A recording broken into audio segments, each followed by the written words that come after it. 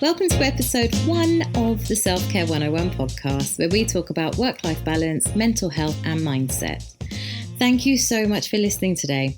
On this episode, we're going to talk about what actually is self-care, a little bit about the podcast and my coaching practice, so that you get a bit of an introduction to my methods, my thinking, and a general feel for who I am.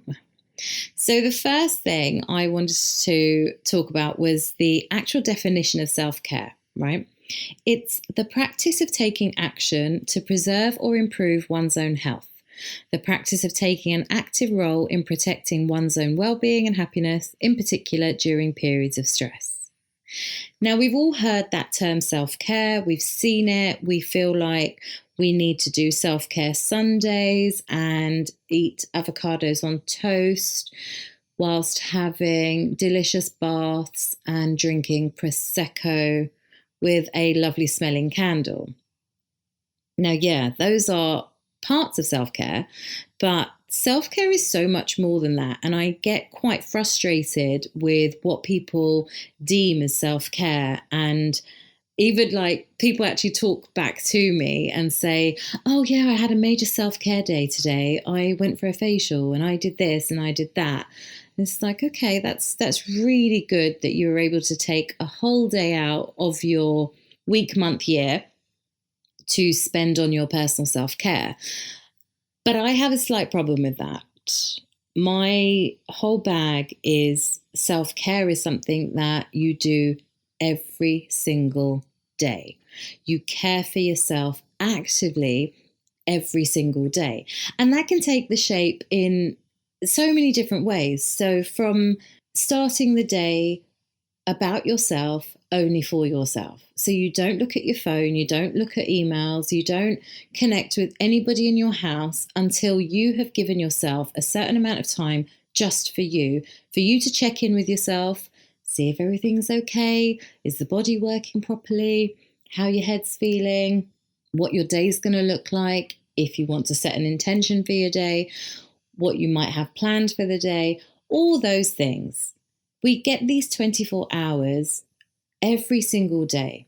We are lucky to get these 24 hours every single day. The fact that we can wake up in the morning is something to be grateful for. Not everybody has that. We tend to take our lives for granted. There's no particular reason why, we just do it. We just do it. We all do it. I've done it. You've done it. We've all done it. We all do it. And if you can just start thinking about yourself as a whole being who has needs and wants and needs care that you can give yourself without relying on other people or things, you set yourself up to live a life of purpose. And when you live a life of purpose, you're more likely to enjoy it. You're more likely to achieve the things you want to achieve in your life. And you're more likely to live in the present moment. Now, we can always make plans for the future. There's nothing wrong in doing that, but still live within the present. Now, the route to protecting your own well-being and happiness can feel like a bit of a slog. You've got loads of things you should be doing. Oh, I should be going to yoga. I should be practicing mindfulness. I should be a vegan. I should be exercising every day. I should be the most amazing mum in the world. I should be a career-led stallion. I don't know. And I've also want to have relationships and travel and. And those are all great things to have and be within the whole looking after yourself space. But when it comes to coaching, and something that you will hear me say if you work with me and on these podcasts, is just relax. Just calm it down a little bit. Anything you want will and can happen, okay? But first, I cannot stress this enough, but first, please just relax. Put less pressure on yourself. Feel inspired by what you want to do and achieve. And just take your time a little bit. This need for having everything in place all at once, in one day, in 1 week, is just so unrealistic that we all fail. And some of us who fail, because I'm up for failure, if you learn from it, quitting I'm not up for, but failure is fine. If you learn from that failure, then you can tweak things and continue moving yourself forward. But when you don't actually give yourself a minute, when you don't look at yourself with compassion and realistic views, you've got to look at yourself in a realistic way. You've got to look at your life realistically. How realistic is it for you to be a vegan, exercise 5 times a week, go to yoga 3 times a week, socialize with your friends, be there for your kids, be there for your partner, get a partner, be amazing at work, travel? I mean, come on. We are one human being. We have 24 hours in a day. There's only so much we can do. And I'll talk about this in a little bit, about the media and our political environment. But it's really important to just give yourself a minute. You want to change things, okay? Reframe your thinking. What you want to do is you want to change things. You want to change your lifestyle. That's what you're trying to do. When it comes to self-care, you are changing your lifestyle because you're about to embark on doing things that you haven't been doing yet. And you could be in your 30s, your 40s, your 50s, your 60s. So you've been living a certain way for a number of years. It's not going to happen overnight. And you sure as hell will not be able to implement every single action in the first day. So once you first and foremost just relax a little bit and take the pressure off yourself, be compassionate, be kind to yourself, you are more likely to actually live your best life. Now, I say that in inverted commas. There's no such thing as living your best life. But if that's something you're trying to work towards, you're more likely to achieve it this way. Now, with this podcast, it's very difficult because it's not a two-way conversation, which is what you would have in a coaching relationship. So it's going to be more mentoring, but it's all based on the coaching principles of the various techniques that I use with my clients. It's important that this podcast can help people. So I have included the how. Okay, so the how to do things. I will give you tips that you can implement yourself because I want you to get something out of this podcast, not just listen to my dulcet tones. Now, when I'm with clients, I guide them to their how, and that's what the coaching process is about. It's about guiding. The client has all the answers. So even when I'm asking you questions, I'll ask you open questions in these podcasts.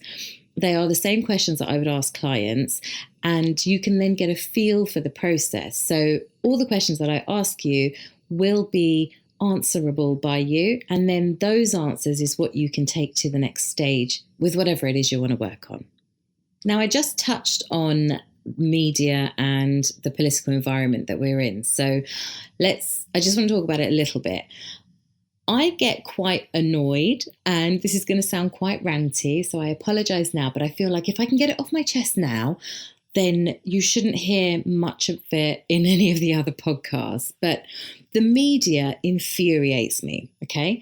And my background's in marketing and PR, so there was a great chunk of my life that I loved the media because I was getting coverage for clients in it, and I've had coverage for myself. But the way the media talks about self-care, well-being, health, wellness annoys me because it's not practical what they talk about. All these tips and tricks that you see, and I've done these lists of how to manage stress, how to prevent burnout, how to manage anxiety, work-life balance, blah, blah, blah, blah. The problem with these lists is that nothing works all at once. You've got to, like I just said, you've got to give yourself time if you want to sustain those changes. And sometimes these lists are they're just unrealistic. I mean, you can't do all these things. And as a coach, my plight is to help you with the how. So there are a number of solutions, a number of treatments, a number of therapies out there to help you achieve the goals that you have for your well-being. And your well-being is everything: mind, body, spirit. It's work, it's life, it's partnerships, it's friendships, it's love, it's children, it's not having children, it's traveling, it's everything to do with your life is well-being, because it leads to your happiness. And I'm pretty sure we all want to be able to qualify that we are happy. Most of us don't even know what that means. We don't even know what happiness actually means. We think we do. Usually, if I ask a client that question, the answer is based on people and things. But if we look deeper and we evaluate our values, we start learning what actually makes us happy. And then we can look at our lives and see whether we're living a life that makes us happy. So if you don't want to work long hours because you want to be able to go swimming of an evening, then you can't be in a job that requires you to be there for 80 hours a week, can you? It's just simple things like that. And I will challenge you with these sorts of things as we go along. And I would just say that be careful with what you consume from the media about your self-care, about your well-being. Everyone has an agenda, and the media tends to be fed by trends, whatever's trending, a new book that's come out, a new research paper that's been published, and they'll jump on the bandwagon. And that doesn't mean that you need to jump on it as well. Okay? We are all individuals. None of us are the same. All of our DNA is different. If we know that basic science, why do we then think that we can apply the same rule of thumb for everybody about our well-being? It doesn't make sense. In basic terms, it doesn't make sense. And that annoys me. So when I talk about cutting through the noise of the wellness industry, this is what I'm talking about. When people preach to you about veganism, and I'm going to get onto labels in a minute as well, it's not the be-all and end-all. And if you're preaching, who are you preaching to? Somebody who's not interested, or are you preaching for yourself? I would ask these questions. Anyway, then I want to talk about the political environment. This is really important. Remember. Please remember that not everything is as it seems in our capitalist societies. Now, I'm not coming from a place of conspiracy theories. This is all very well documented. This is information available for all of us to see.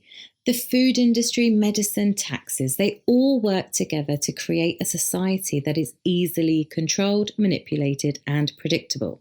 Okay? Just look at Cambridge Analytica, for example. We were predicting behaviors through our internet use, through our social media use, and it was obviously used in a very negative fashion. And it's really important to recognize this as a first step to choosing to live better. And you'll hear this a lot from me as well. Choosing. It's a choice. Everything you want to do in your life is a choice. It's up to you. If you want it, you can have it. You've just got to do the work involved to make that happen. Whether you do that work is the difference between wanting something and not having it. And I will talk about that a lot. The other thing I'll be talking about a lot is Ayurveda and Ayurvedic principles. The definition of Ayurveda is, well, the direct translation is it's called the science of life. And it's based on the belief that health and wellness depend on a delicate balance between the mind, body, and spirit. The weird thing is, I never thought about Ayurveda in obvious terms when I set up my coaching practice. And slowly over the years, I've noticed things that I'm saying to my clients fall under Ayurvedic principles. Now, these probably are coming to the surface because I grew up in an Ayurvedic environment. I'm Indian. The principles are just part and parcel of life that we grow up in, how you treat others, how you treat yourself, your body, combining certain foods at certain times of year, all of the Ayurvedic principles, they're just a part of my life. And I guess that's what has made me unique in the coaching that I do, but without realizing it. So I'm now doing some qualifying, actually. I'm going to be doing a certificate in Ayurveda so that I've got a bit more of a solid foundation to talk about Ayurveda and its principles when it's relevant. I don't lead with it. It might just come in, and then if it does come in with the client, they can explore it further, or I can explore it further with them as well. But it's very interesting, the principles and the techniques that they use. And I'm a huge fan, number one fan of Ayurveda. And the reason why I bring this up is when I talk about the truth about well-being and the wellness industry, I'm going to sound like there was this TV show called Goodness Gracious Me that was on TV a while ago. It was a comedy sketch. And one of the comedy sketches that they did in it was everything was Indian, Indian, Indian, Indian. And that's exactly how I feel about the wellbeing industry. Every time I see something new and fantastic, so let's look at yoga, let's look at turmeric lattes, golden milk, let's look at breathing, the people who teach you how to breathe. Okay. It's all Ayurvedic. It's all Indian.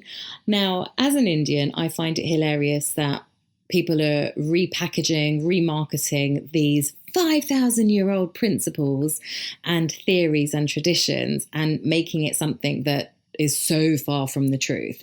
But in the same breath, I'm also pleased that our philosophies are being shared with the world, because that's what our culture is all about. We don't have restrictions on people learning. It's about learning. It's about sharing knowledge and helping the human race. So I'm all for it on the one hand, and on the other hand, it drives me crazy.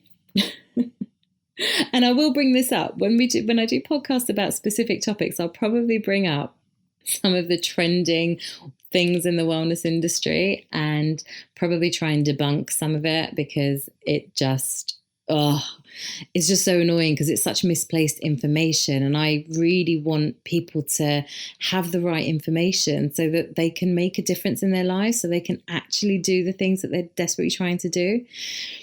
And talking about that, do you know the best way to achieve those self-care goals is just to make a small step every single day towards those goals. Don't do them all at once. Don't do everything at once. Changing your lifestyle is a big deal. It's going to take a minute. But if you can do one small step every single day, you're more likely to achieve those goals. So say it's drinking more water. That's something I definitely need to do more of. Drinking more water. Say I drink 6 glasses of water a day. For this week, I'm going to have 7 glasses of water. I don't know when I'm going to fit that in or where I'm going to fit it in yet, but I'm going to figure it out, and then I'm going to consume that 7th glass of water and just do that. So long as you make a small change every single day, you're more likely to achieve that lifestyle that you're trying to work towards. I mentioned labels earlier. Oh, my life, labels. Stop labeling yourself. When you're doing this whole self-care, changing of lifestyle, trying to achieve your goals, live well, stop telling other people. Stop feeling the need to tell other people. It's not necessary. Just do what's right for you. Just do what feels right. Don't label it. If you want to stop eating meat, stop eating meat. But remember, it's going to take a minute for your body to adjust to you stopping eating meat. You can't just wake up on the 7th of October and decide, right, from today, I'm a vegan. You're 34 years old.